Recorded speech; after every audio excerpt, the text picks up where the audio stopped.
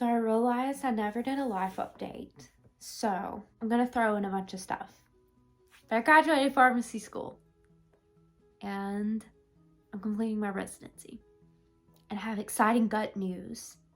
So it's gonna be fun. So stay tuned.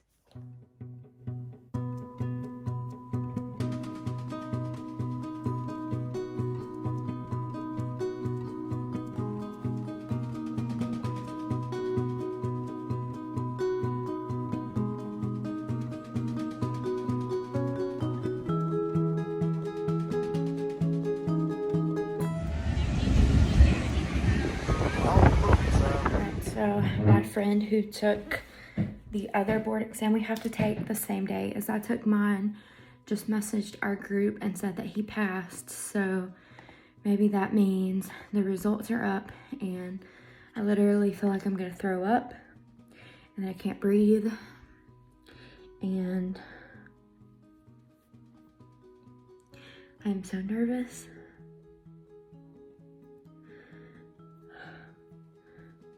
Like I don't even want to look.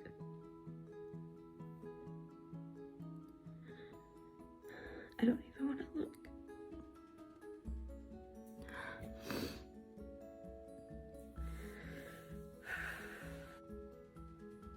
I don't want to look.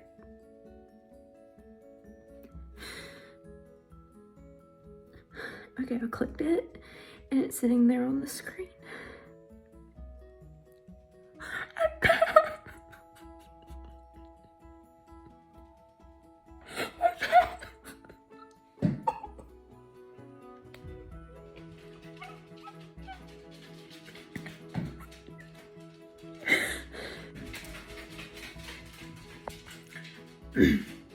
Okay, I know it's up now because it says there are no active examinations.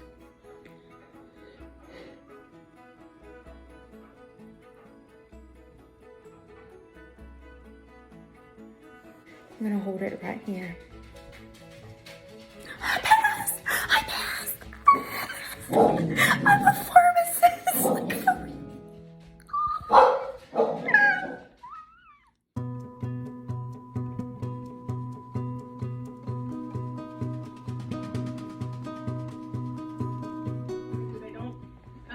And then also looking at the ED staff's perception of barriers for prescribing naloxone.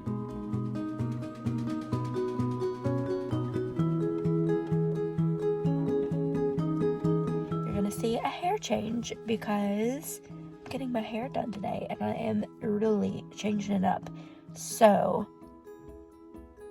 stay tuned.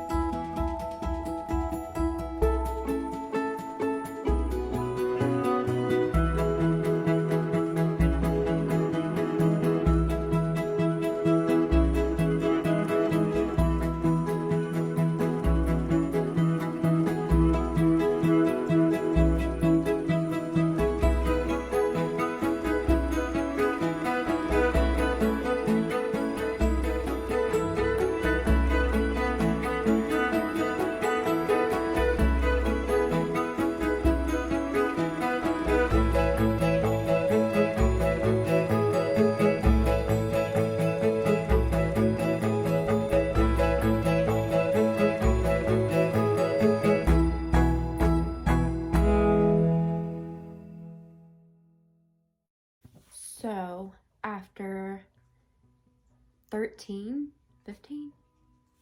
a long time of years, I finally have answers to things that I could do something with. I know I've mentioned in some of my videos before that I have a very extensive GI or gut history with having lots of problems, lots of symptoms, struggled with these things, some of them since birth, and then they got better, and then they flared back up once I got a little bit older, and I've kind of just been in this tough phase for years now where I would be in just excruciating pain, and I would be bloated, not able to move, to even breathe in deeply. I was in so much pain. And some summers ago, it was right when I was in undergrad, it was in between my freshman and sophomore year of undergrad, I got extremely sick. I couldn't eat, I couldn't keep any food down. All I could do was a liquid diet with smoothies, and that was all. It's the only thing I could tolerate without getting sick as soon as I ate. And after lots of tests later, I found out that I had rapid gastric emptying, which is something that is very rare to have if you haven't had any type of gastric surgery, like the gastric sleeve surgery for weight loss. But I had never had any type of surgery at that point, so there's still not a ton known about that, and I really don't have any clear answers for that, because everything I look up really relates back to what you do if you've had weight loss surgery and then this happens. So that doesn't relate to me at all, because all of that's kind of based around the procedure itself. But I have also had irritable bowel syndrome for at least since I was in middle school, and I would be doing Miralax once daily, and I would have some relief for a while, and then it would just stop.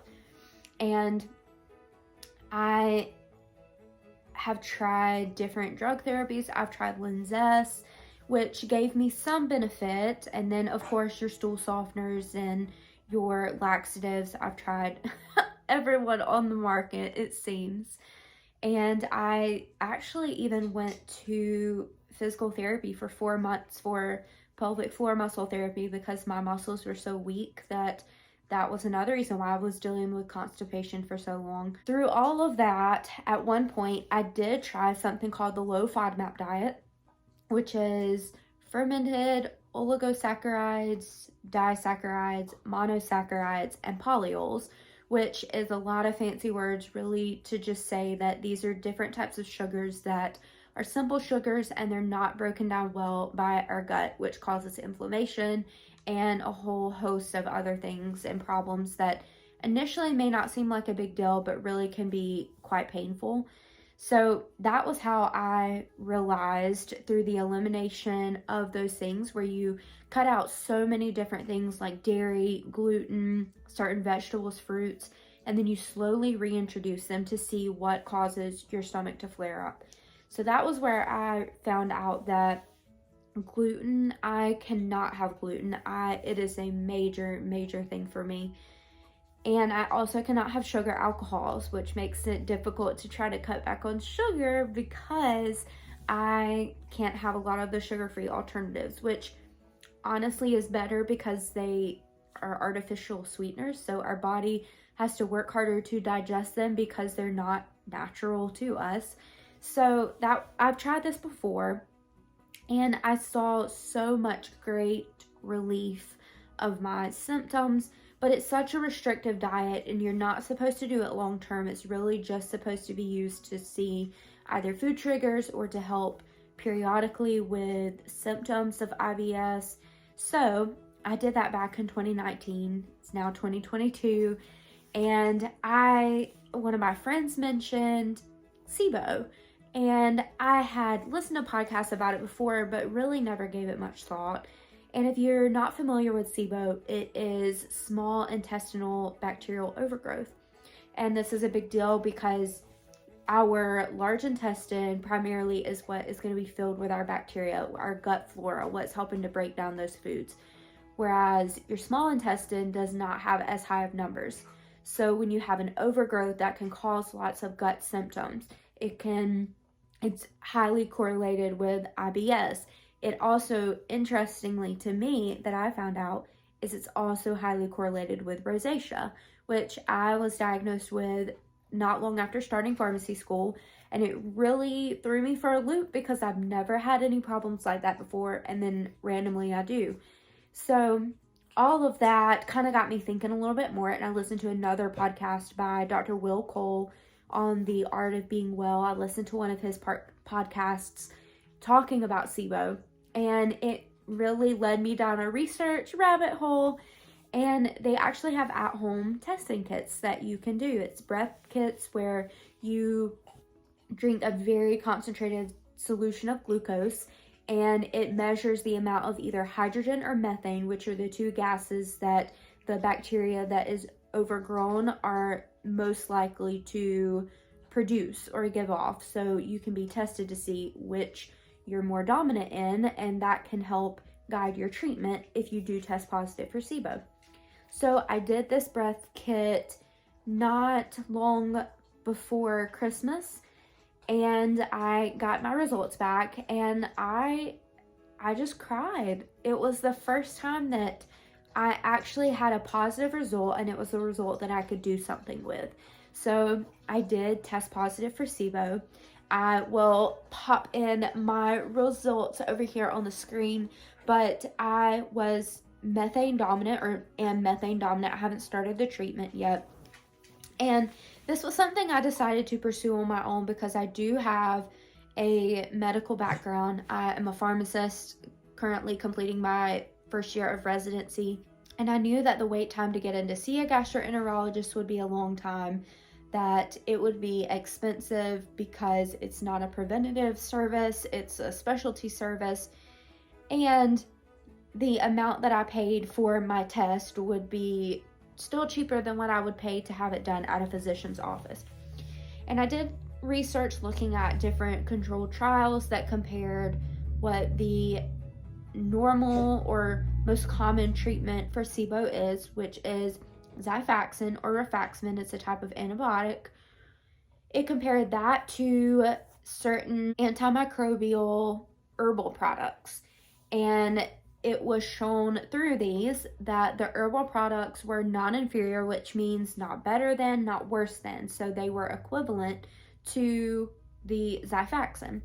And for me, I really thought about it, and having worked in a pharmacy, I know that the price point for rifaximin is extremely expensive, even with having good insurance.